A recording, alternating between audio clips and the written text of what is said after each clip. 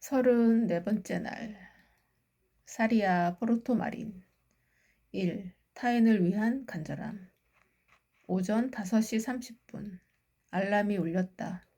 밤사이 나도 모르게 긴장을 많이 하고 잤던 탓인지 눈이 번쩍 떠졌다. 리건이 호텔을 떠나기 전에 답을 전해주려면 서둘러야 했다. 나는 대충 씻은 뒤 짐을 싸서 데스크로 내려갔다. 체크아웃하면서 답변 봉투를 봤는데 봉투가 좀 묵직했다. 열어보니 기나긴 답변이 들어있었다. Answer. 이 질문에 대한 답은 간단하게 줄 수 있는 내용이 아닙니다. 하지만 질문했으니 일단 간략하게 답을 주겠습니다. 국제사회는 2차 세계대전 이후로 2012년까지 질서를 잡아왔습니다. 그 과정에서 상위 30%에 해당하는 선진국은 힘을 갖추고 나머지 후진국은 희생당하고 있었습니다. 미국이 오늘날과 같이 거대하게 성장한 것은 후진국들의 피땀 어린 희생이 바탕이 되었습니다. 이제는 미국이 국제사회의 어려운 곳을 돌아봐야 할 때인데 또 계속 자국의 이익만을 쫓으려고 하고 있습니다. 그래서 미국이 세계 최강국이 될 때까지 희생했던 다른 나라들이 더욱 힘들어져서 잔잔한 혁명으로 일어나는 것이 난민입니다. 지금 일어나는 난민 문제는 시작에 불과합니다. 이대로 두면 걷잡을 수 없는 일이 일어납니다. 난민은 더 늘어나고 분쟁은 더 많아지면서 국제사회의 질서마저 붕괴됩니다. 이 문제를 해결해야 하는 것이 바로 미국의 의무이고 책임입니다. 그동안 미국이 국제사회에 어떤 이미지를 쌓아왔습니까?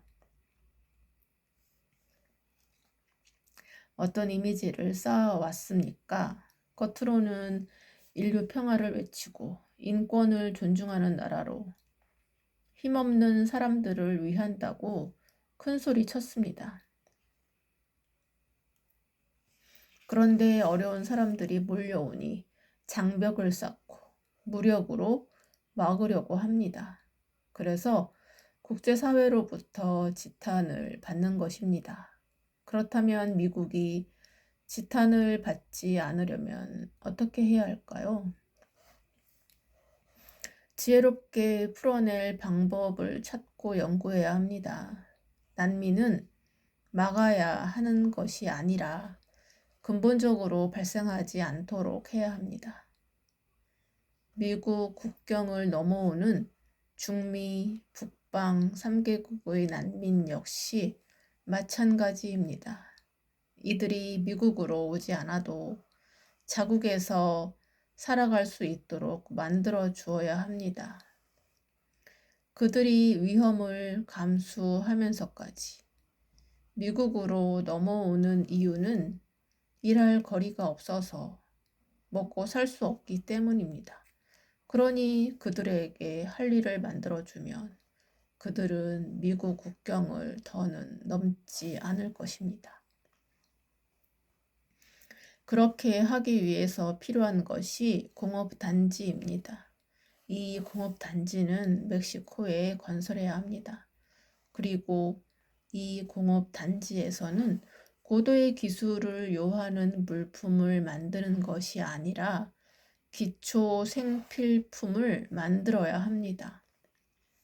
하지만 문제는 난민들에게 갑자기 공업단지를 조성해서 일자리를 만들어 주어도 그들은 바로 일을 할 수 없다는 것입니다. 그래서 그들에게 직업 훈련과 함께 인성교육을 먼저 해 주어야 합니다. 이들이 교육생으로 훈련을 받으면서부터는 일정 경비를 받게 됩니다. 이 경비는 공업단지가 정식으로 가동될 때 받게 될 임금의 70% 정도가 됩니다. 그러면 그들은 이 경비로 가족들을 부양할 수 있습니다. 이런 식으로 공업단지가 활성화되기 시작하면 미국으로 갔던 난민들도 다시 돌아옵니다. 이 공단에서 일을 하는 것이 미국에서 어렵게 사는 것보다 더 좋은 환경에서 살 수 있기 때문입니다. 지금 있는 곳에서도 필요한 만큼의 경비를 받고 생활할 수 있는데 왜 낯설고 차별받는 미국까지 가서 힘들게 살겠습니까? 이렇게 하여 난민 발생이 원천 봉쇄되기 시작합니다. 생산한 물품의 판로는 걱정하지 않아도 됩니다. 공업단지에서 생산되는 물건의 70%는 미국으로 수출되고 나머지 30%는 멕시코와 중미, 북방 3개국에서 소비되어 판로도 안정적으로 확보할 수 있습니다. 지금 미국뿐만 아니라 많은 국가들이 중국 의존도를 낮추려고 애쓰고 있지만 지금의 구조에서는 중국의 값싼 생필품을 대처할 방법이 없습니다. 그러나 이 공업단지가 건설되면 값싼 노동력과 낮은 물류비로 저렴한 생필품이 공급되어 미국은 중국 의존도를 현저히 낮출 수 있습니다. 이렇게 되면 미국은 난민의 유입도 막고 중국의 의존도도 낮추게 되어 두 마리 토끼를 동시에 잡을 수 있습니다. 그 결과 멕시코와 중미, 북방 3개국도 가난에서 점진적으로 벗어나게 되고 난민도 사라지게 됩니다. 그리고 일자리를 찾아 미국으로 떠났던 사람들이 자국으로 돌아오게 되니 한쪽으로 쏠렸던 인구의 균형도 회복하게 됩니다. 그리하여 난민 문제 해결의 성공적인 모델이 됩니다. 그리고 미국이 난민을 받으면 안 되는 이유도 여기에 있습니다. 미국은 세계의 인재들이 모여 있는 곳입니다. 그런데 국경을 넘는 난민들은 어떻습니까? 자라온 환경이 완전히 다릅니다. 다시 말해, 난민들은 미국 시민들과 비교하여 배움이나 생활 수준에서 현저하게 차이가 납니다. 이런 그들이 미국으로 넘어오게 되면 미국 사회에 적응하지 못해 결국 미국 사회의 혼란이 가중됩니다. 이렇게 되는 것은 미국에도 좋지 않고 난민들에게도 좋지 않습니다. 사람은 현재 자신에게 맞는 환경에 있어야 성장하고 발전할 수 있습니다. 왜냐하면 현재 자신에게 모자라는 환경도 문제지만 넘치는 환경은 더 큰 폐해를 낳기 때문입니다. 그렇다면 이 공업단지를 누가 구상하고 설계할 수 있을까요? 미국 정부? 멕시코 정부? 아니면 UN? 오직 대한민국만이 구상하고 설계할 수 있습니다. 갑자기 대한민국을 언급하니 뜬금없다고 생각할 것입니다. 왜 대한민국만이 구상하고 설계할 수 있는지에 대해 알려주겠습니다. 난민들이 일할 공업단지에는 그들에게 맞는 기술과 그 기술을 보유하고 있는 사람이 있어야 합니다. 그래서 그들을 가르칠 수 있습니다. 그래야 그들을 가르칠 수 있습니다. 그에 맞는 기술과 인력을 보유하고 있는 곳이 바로 대한민국입니다. 대한민국을 잘 보십시오. 2차 세계대전 이후 폐허에서 70여 년 만에 선진국의 대열에 합류한 대한민국은 놀라운 발전을 이루었습니다. 아무것도 없는 폐허에서 국제사회의 원조를 받으며 아주 기초적인 기술, 3D 산업, dirty, difficult, dangerous 부터 차근차근히 받으면서 성장하였습니다.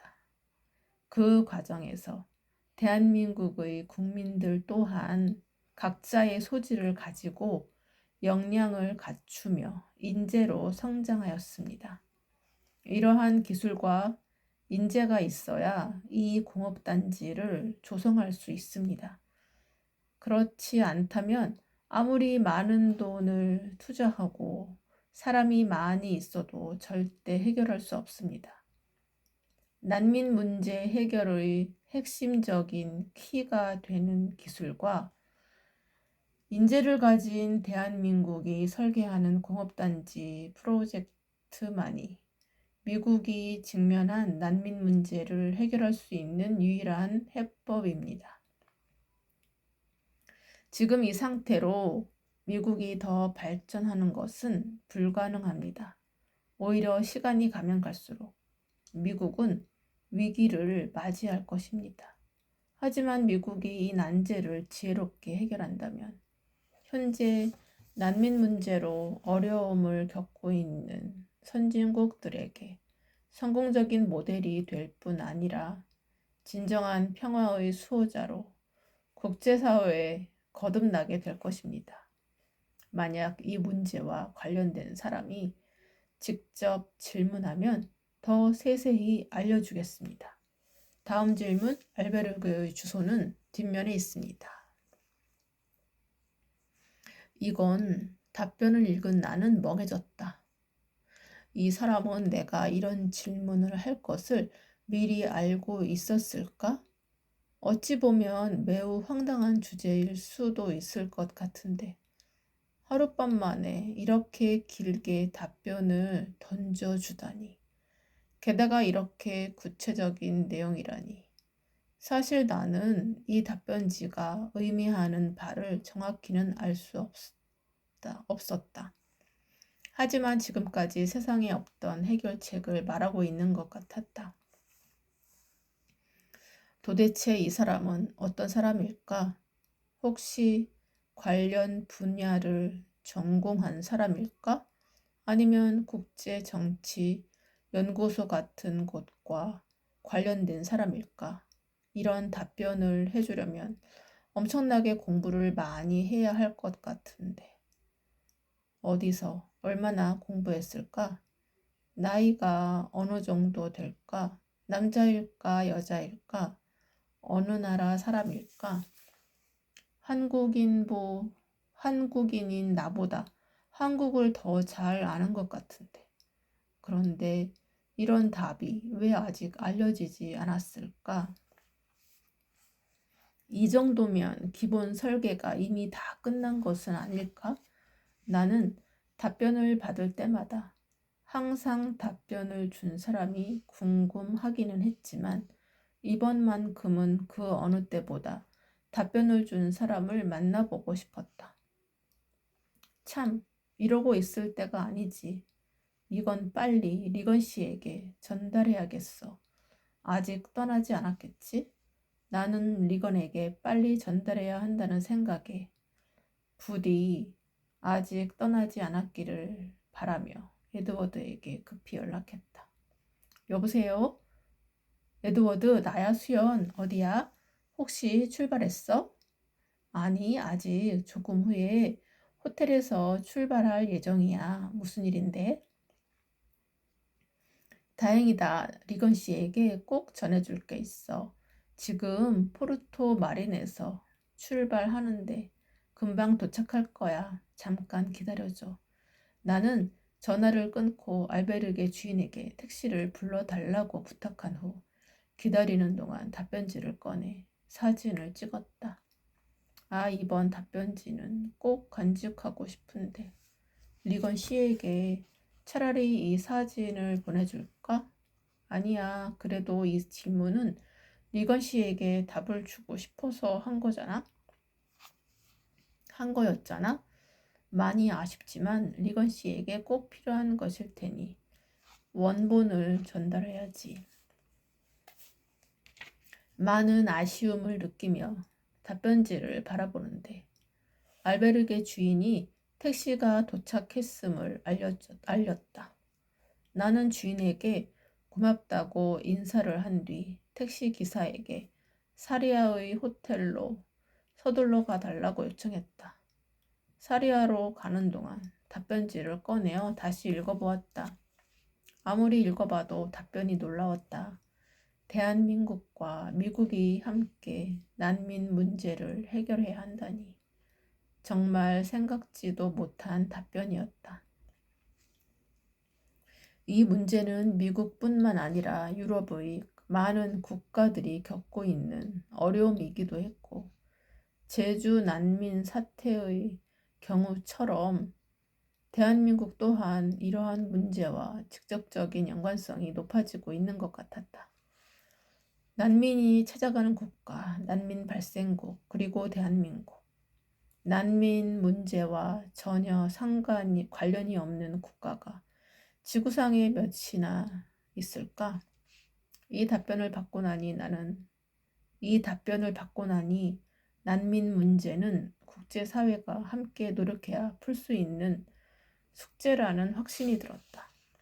순례길 위에서는 다양한 국적의 순례자들이 모두 하나가 될 수 있는 것처럼 언젠가 지구촌의 모든 이들이 함께 직면한 문제들을 공유하고 해결해 나갈 수 있는 날이 오지 않을까? 멀게만 느껴졌던 세계가 한층 더 나의 삶에 가까이 다가오는 기분이었다. 이렇게 생각이 확장되자 한국 전쟁 이후 70여 년간 이어온 한국과 미국과의 관계도 새롭게 꼽힐 수 있을 것 같다는 생각이 들었다. 한국과 미국은 일방적으로 도움을 주거나 이익을 두고 저울질하는 관계가 아니라 진정으로 서로가 서로에게 도움을 주고 국제사회의 희생을 바탕으로 성장한 국가로서 그 책임을 다하여 국제사회의 평화를 함께 이루어 가야 할 것 같다는 생각이 들었다. 앞으로 한국과 미국이 불러일으킬 국제사회의 새로운 바람이 기대되었다. 뭐야? 나 지금 무슨 생각을 하는 거지? 미국 유학 시절에도 생각해보지 않았던 국제사회의 미래까지 생각하다니.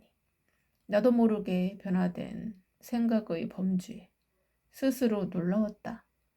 머릿속에서 생각이 계속 확장해 가는 동안 사리아 호텔에 도착했다. 이른 아침이라 도로에 차가 많이 없어서 금방 갈 수 있었다. 호텔 앞에 택시가 멈추자마자 나는 에드워드에게 전화를 걸며 로비 안으로 들어갔다. 타이밍 좋게 때마침 로비로 나오는 리건과 에드워드를 만날 수 있었다. 에드워드. 나는 에드워드를 향해 손을 흔들었다. 에드워드와 리건이 나를 보더니 눈이 휘둥그레져서 반갑게 인사했다. 수연, 다행히 떠나기 전에 왔네. 리건 씨 안녕하세요. 나는 리건에게 다가가서 인사하고는 질문 알베르게에서 받은 답변 봉투를 건넸다. 리건 씨, 이 편지를 전해주려고 왔어요. 리건이 봉투를 받고 어리둥절해하며 물었다. 이건 뭐죠? 한번 읽어보세요. 어제 당신과의 대화가 저에게는 매우 인상적이었습니다. 이 내용이 당신에게 도움이 될지는 모르겠지만 한번 읽어봤으면 좋겠습니다. 리건은 바로 질문 카드와 답변지를 꺼내 읽어내려가기 시작했다. 답변지를 읽는 그의 표정은 심각했다가 고개를 갸웃거리기도 했다가 잠시 놀랐다가 다시 밝아지기도 했다. 답변지를 다 읽은 그는 나를 쳐다보며 물었다. 수연 씨, 이 글은 누가 쓴 거죠? 어디서 이런 글을? 제가 순례길에 와서 알게 된 질문 알베르기가 있는데 그곳에서 받은 것입니다. 어제 당신과 나눈 이야기가 저를 움직이게 해서 무엇이라도 도움이 되고 싶었습니다. 그래서 어제 저녁 질문 알베르게로 곧장 달려가 난민 문제에 관한 질문을 해보았습니다. 그것이 어제 제가 적은 질문 카드와 오늘 새벽에 받은 답변지입니다. 이렇게 고마울 때가 그 알베르게가 어디 있죠? 잠시만요. 나는 리건에게 질문 알베르게가 있는 포르토마린의 주소를 건네주었다. 수연 씨, 당신이 준 이 글은 신의 선물입니다. 역시 이곳에 오길 잘했네요. 정말 고마워요. 나에게 고맙다고 인사하는 리건은 감동에 차 있었다. 그때 에드워드가 다급한 목소리로 말했다. 저 비서관님, 이제 출발하셔야 합니다. 수연 씨, 아쉽지만 이만 가봐야겠네요. 이만 가야겠네요. 오늘은 일정이 너무 급해서 이렇게 가지만 수연 씨의 순례길 일정이 끝나면 미국에 꼭 한번 오세요. 리건은 나에게 블랙카드 한 장을 건네면서 말했다. 미국에 오면 여기로 오세요. 이 카드를 제시하면 저를 만날 수 있어요. 고급스럽게 보이는 블랙카드에는 금박으로 주소가 새겨져 있었다. 옆에 있던 에드워드가 놀란 표정으로 나를 보았다. 나는 얼떨결에 리건으로부터 블랙카드를 받고 작별 인사를 했다. 행운을 빌어요, 리건 씨. 수연 씨, 당신에게 신의 가호가 있기를. 리건은 나에게 축복의 메시지로 화답하고 에드워드와 떠났다. 그제야 리건이 주었던 블랙카드를 자세히 살펴보았다.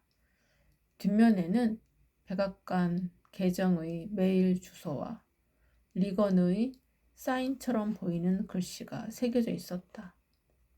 블랙카드의 고급스러움과 백악관 계정을 보니 리건은 고위 공무원인 것 같았다.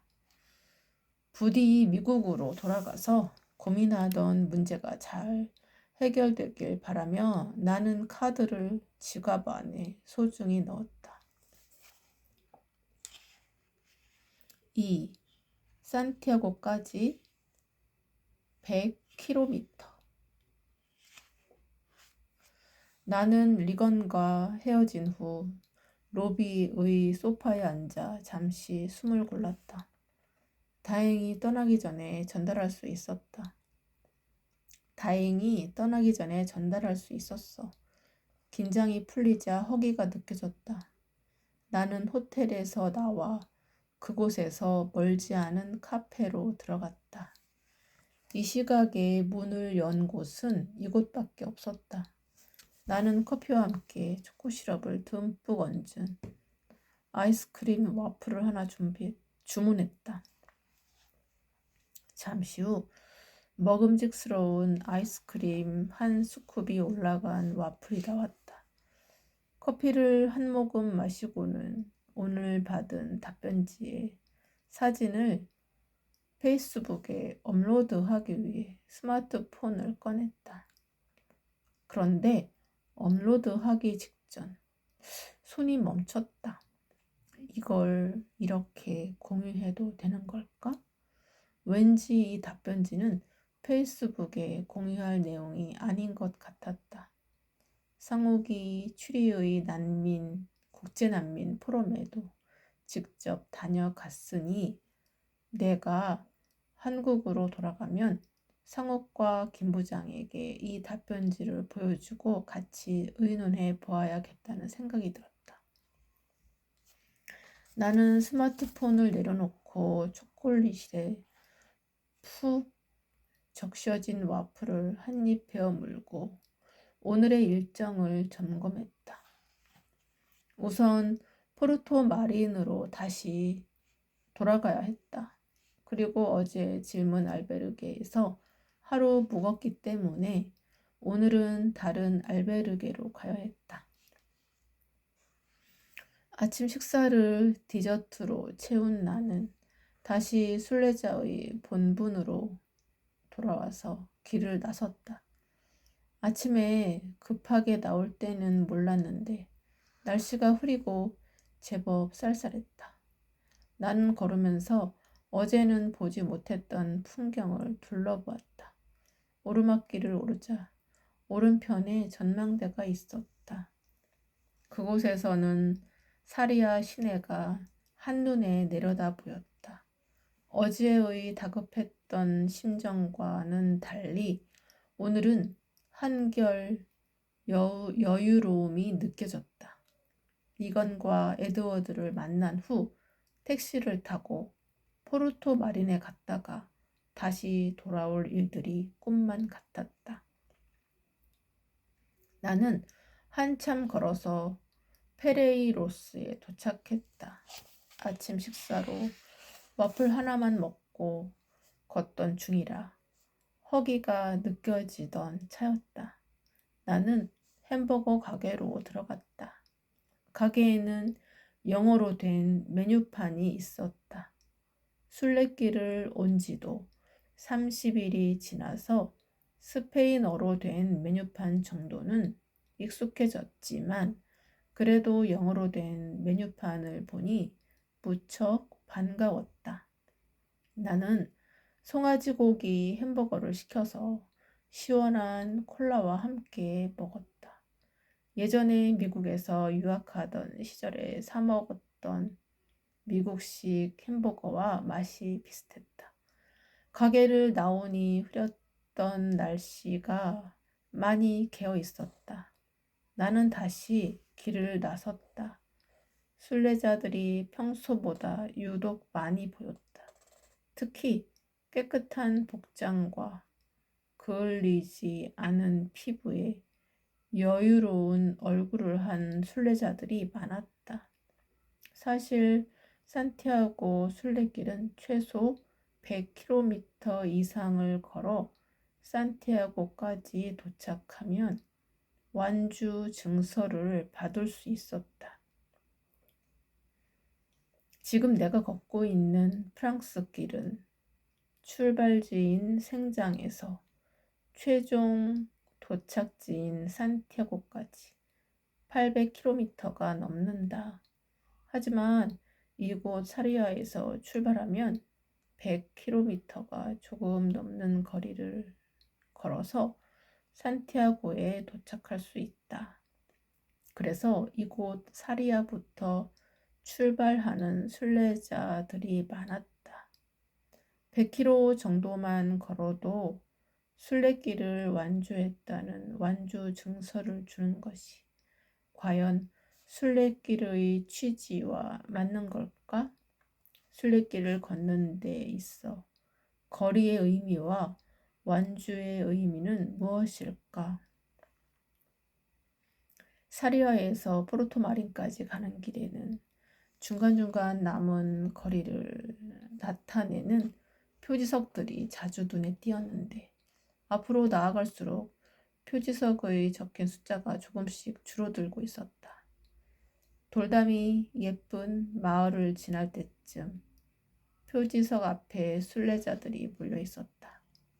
가리비가 그려진 그 표지석에는 알록달록한 예쁜 그림과 글들이 잔뜩 그려져 있었다. 그리고 가운데에는 이런 숫자가 적혀 있었다.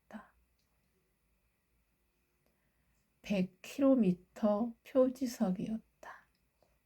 산티아고 대 콤포스텔라까지 100km가 남았다는 의미였다. 그 표지석을 보자 산티아고가 한층 더 가까워지고 있다는 사실이 실감났다. 이 표지석을 배경으로 사진을 찍는 순례자들이 많았다. 나는 그 모습을 카메라에 담고는 다시 출발했다. 지나는 마을마다 다양한 크기의 돌을 정교하게 잘 쌓아서 만든 매끈한 벽면을 가진 집들이 매우 인상적이었다. 그리고 아파로차 마을에 도착할 때쯤 순례자로 보이는 두 할머니가 다정하게 돌담 위에 앉아서 과일을 드시고 계셨다. 연세가 궁금해서 물어보니 한 할머니가 나는 18세야 하면서 호탕하게 웃으셨다. 그 모습이 소녀같이 순수해 보였다. 내가 인터뷰를 요청하자 두 할머니는 기다렸다는 듯이 흔쾌히 수락해 주셨다. 호주에서 왔다는 두 할머니는 동갑내기 친구로 81세였는데 모두 남편과 사별하고 교회에서 만나 함께 이곳 순례길을 찾았다고 했다. 나는 유쾌한 두 할머니와 돌담에 앉아서 잠시 시간을 보냈다. 다시 길을 나서는 내게 한 할머니가 말린 자두와 삶은 달걀 2개를 내 손에 꼭 쥐어주셨다. 1시간 반쯤 걷자 포르토 마린으로 들어가는 긴 다리가 나타났다. 다리의 중간쯤에 이르렀을 때 탁 트인 풍경과 다리 아래로 흘러가는 강물이 조화롭게 어우러져 아름다운 풍경을 만들고 있었다. 어제 오늘 벌써 이곳을 2번이나 지나갔는데도 그때는 어두워서 이 아름다운 풍경을 보지 못했다. 정말 아름다운 곳이네. 나도 모르게 감탄사가 흘러나왔다. 카메라를 꺼내 점점 가까워지는 마을의 모습들을 담았다. 다리를 건너자 높은 계단이 보였다. 그 계단으로 올라가자 본격적으로 마을이 눈앞에 펼쳐졌다. 나는 마을을 둘러보며 촬영하고 오늘 머무를 알베르게를 찾아보았다. 평소라면 스마트폰으로 알베르게를 검색하여 예약했겠지만 오늘은 직접 마을을 둘러보며 마음에 드는 알베르게를 찾고 싶었다. 걷다 보니 어제 묵었던 질문 알베르게가 보였다. 아쉽지만 이미 어제 묵었기에 이곳에서는 묵을 수가 없었다. 왠지 오늘은 질문할 수 없다고 생각하자 마음 한편이 갑자기 허전해졌다. 다행히 마음에 드는 알베르게를 찾았다. 어제부터 여러 가지 일이 많아서 오늘은 일찍 쉬고 싶었다. 나는 침대 옆에 놓인 락커에 짐을 넣은 뒤 침대에 누워 사모스 베네딕트 수도원에서부터 오늘까지 있었던 일을 다시 한번 되짚어 보았다. 스페인에 온 이후로 가장 역동적인 시간이었다. 내가 누군가를 위해 이렇게까지 발로 뛴 적은 없었던 것 같았다. 그러다 문득 궁금증이 올라왔다. 다음 질문 알베르게에서는 무엇을 질문하게 될까? 이제는 질문을 무엇을 질문할까가 아니라 무엇을 질문하게 될까가 궁금했다. 궁금한 것은 많았지만 막상 질문할 때가 되면 내가 생각지도 못했던 것을 질문하게 되니 내가 무엇을 질문하게 될지가 나도 무척 궁금해졌다. 감사합니다.